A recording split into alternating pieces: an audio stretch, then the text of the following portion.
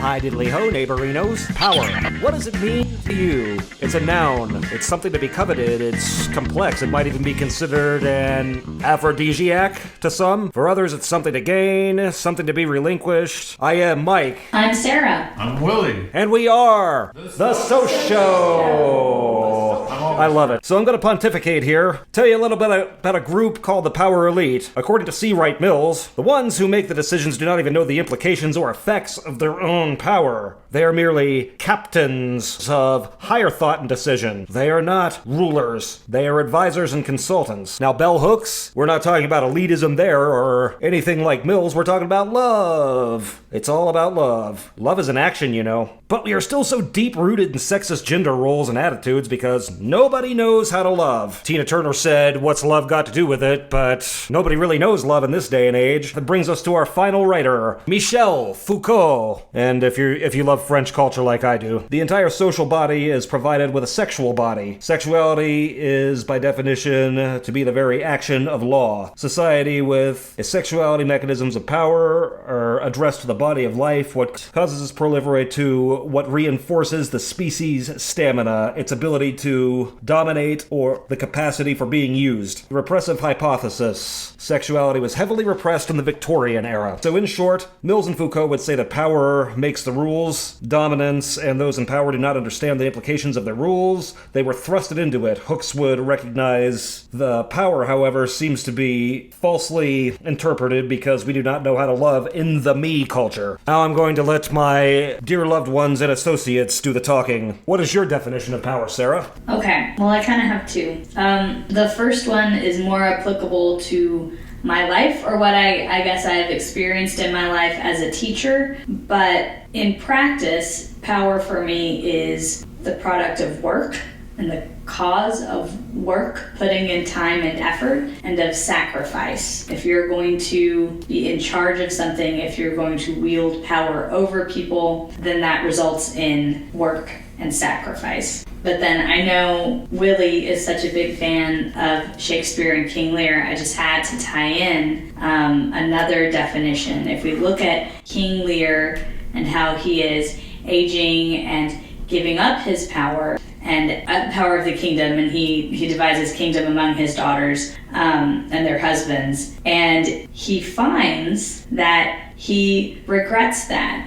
Not only do they misuse and are corrupted by that power, use it to become miserable and inflict misery on others, but Lear notices that as he is losing his power, he is losing his place in the world. So you could say, according to Shakespeare and King Lear at least, that power is danger, it is corrupting, and it is miserable. I don't have quite as many words in my repertoire as our esteemed colleague here, so mine is actually just very simple and to the point. It's just, for me, the definition of power is just an ability to affect. So it is neither a good or bad thing, just like tools are neither good nor bad, they're just there to be used.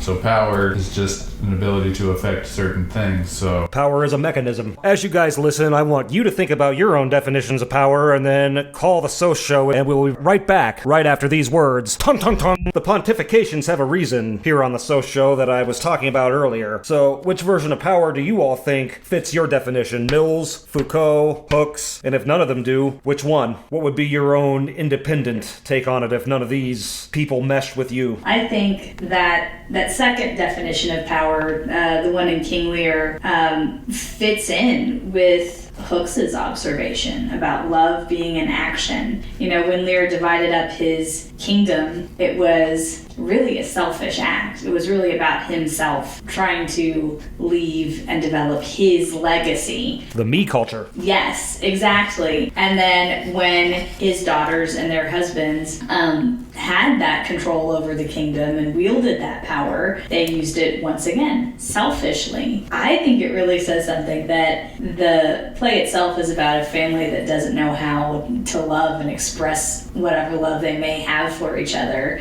And then here you have bell hooks essentially saying the same thing 400 years later. Really speaks to the lack of evolution there, I feel. And then what are your thoughts, Monsieur Willie? Thoughts are, I don't think any of these versions of power fit my definition, because they all tack on a ton more to what I believe power actually is, which again is just a thing out there. So that mechanism that we were talking about, that's what it circles back to. We talk about Shakespeare, and we talked about C. Wright Mills and the hierarchy that involved the warlords, the new 400. I'm just so curious now, where would Shakespeare fall within that hierarchy? Would he be a celebrity? Would he be a little further up there? Where would he fall on that? That's a good question. Right? I don't know. I guess in his own time period, he was a celebrity. Oh, for sure. But then he also had, I don't know, political connections, maybe not political influence. Maybe not part of the entire directive, but he had something to say about politics. So was he an elitist? What's the definition we're using of elitist? Let's just say we'll go back to the Mills lens on that one. See, we're all about provocativity on the SOC show, if that's even a word. I think he might have been an elitist for his time, for sure. I feel that his writing had its own independent power. Yeah, that's probably fair. I don't know. He also was attempting to appeal to the masses. So does that make him a populist? And does someone have to be either one or the other? We've got currently some real prominent examples of people who call themselves populists and maybe aren't 100%. And that's all relative to individual definition. I'm going to throw this in a completely different direction here because it's the disabled advocate in me. What about power and disability? I feel as though we go back to the Karl Marx attitude on that. Disabled people could not contribute to the capitalist system, therefore they were deemed to have no worth. And I still feel that is the case with ableism today, and the disabled community is often subdued in terms of power because of their lower status. Am I on board with that? Am I wrong? See, we're all about invoking thought here. I mean, Go ahead. I would defer to you on that, Mike, but what you're saying definitely sounds true. I mean, for sure. Like, you don't sound, I would see, but I do think maybe taking that Mills line of reasoning, people in power make decisions and they form systems, and they don't necessarily think of experiences outside their own when they're doing those things. Makes sense. So, which is not beneficial to society. no. But if you have one prominent perception of normalcy, then, I mean, in the very kindest way, that can be